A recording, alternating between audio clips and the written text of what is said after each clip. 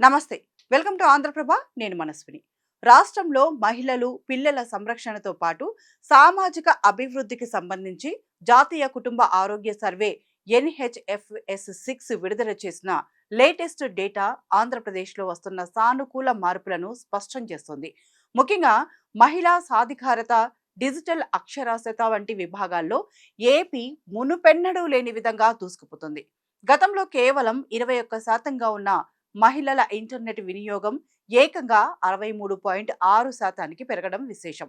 గ్రామీణ ప్రాంతాల్లో కూడా దాదాపు 58.3% మంది మహిళలు నెట్ వాడుతూ డిజిటల్ ప్రపంచంలో భాగస్వాములవుతున్నారు. దీనికి తోడు 31.9% మంది మహిళలు తమ పేరిట లేదా ఉమ్మడిగా ఇల్లు, భూమి లాంటి స్థిరాస్తులను కలిగి ఉండటం వారి ఆర్థిక స్వాతంత్ర్యానికి అద్దం పడుతోంది. కుటుంబంలో తీసుకునే కీలక నిర్ణయాల్లో 84% మంది మహిళలు భాగస్వాములు అవుతున్నారు. బాల్య వివాహాల విషయానికి వస్తే 20 నుంచి 24 ఏళ్ల మహిళల్లో 18 ఏళ్లలోపే పెళ్లైన వారి సంఖ్య 29.3% నుంచి 25.1%కి తగ్గడం సామాజిక అవగాహన పెరిగిందనడానికి నిదర్శనంగా నిలుస్తోంది. ఆరోగ్య రంగంలో కూడా రాష్ట్రం మెరుగైన ఫలితాలను సాధించింది. నేడు ఏపీలో దాదాపు 98.4% ప్రసవాలు సురక్షితంగా ఆసుపత్రుల్లోనే జరుగుతుండగా 12 నుంచి 23 నెలల వయసున్న పిల్లల్లో పూర్తి స్థాయి టీకాలు తీసుకున్న వారి సంఖ్య 87.7%కి పెరిగింది.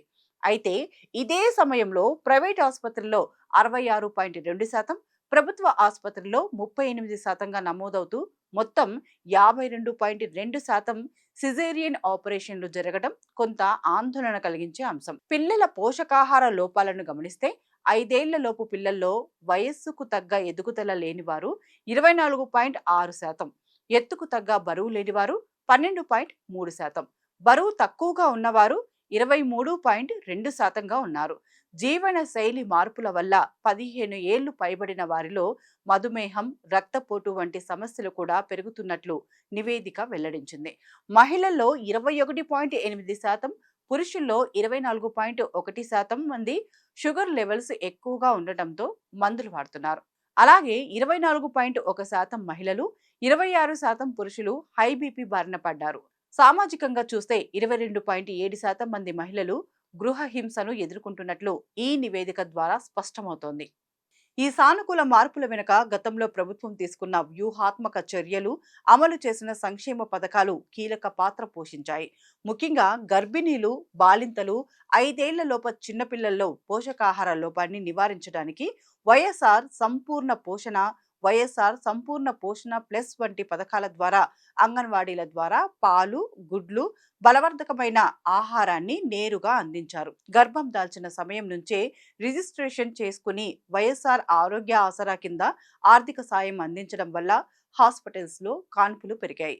ఆడపిల్లల చదువులను ప్రోత్సహిస్తూ బాల్య వివాహాలను అడ్డుకోవడానికి అమ్మ ఒడి, వసతి దీవెన, విద్యా దీవెన వంటి విద్యా పథకాలను బలంగా అమలు చేయడం వల్లే నేడు మహిళల్లో డిజిటల్ అవగాహన, విద్యా స్థాయి గణనీయంగా పెరిగాయి. నాడు నేడు ప్రోగ్రాం కింద ప్రభుత్వ స్కూళ్లు, హాస్పిటల్స్ రూపురేఖలు మార్చడం వల్ల పేదలకు నాణ్యమైన వైద్యం, విద్య అందుబాటులోకి వచ్చాయి. అంతేకాకుండా మహిళల పేరిట నవరత్నాలు, పేదలందరికీ ఇల్లు పథకం కింద లక్షలాది ఇళ్ల పట్టాలు రిజిస్ట్రేషన్ చేసి ఇవ్వడం వల్లే నేడు ఆస్తుల యాజమాన్యం హక్కుల్లో మహిళల వాటా పెరిగింది.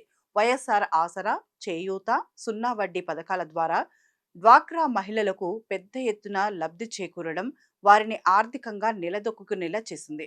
జగనన్న అమ్మ ఒడితో పాటు విద్యా కానుక అందించడం వల్ల డ్రాప్ అవుట్స్ తగ్గి ఉన్నత చదువుల వైపు బాలికలు అడుగులు వేశారు. గ్రామీణ ప్రాంతాల వరకు విస్తరించిన విలేజ్ క్లినిక్స్, పిహెచ్సిల ద్వారా బీపీ, షుగర్ లెవెల్స్ వంటి పరీక్షలను క్రమం తప్పకుండా చేస్తూ ఉచితంగా మందులు పంపిణీ చేయడం ద్వారా ప్రజల ఆరోగ్య పరిరక్షణకు గట్టి పునాది పడింది. ఇవన్నీ కలిసి ఏపీలోని సామాజిక ఆరోగ్య సూచికలను మెరుగుపరచడంలో ఎంతగానో దోహదపడ్డాయి.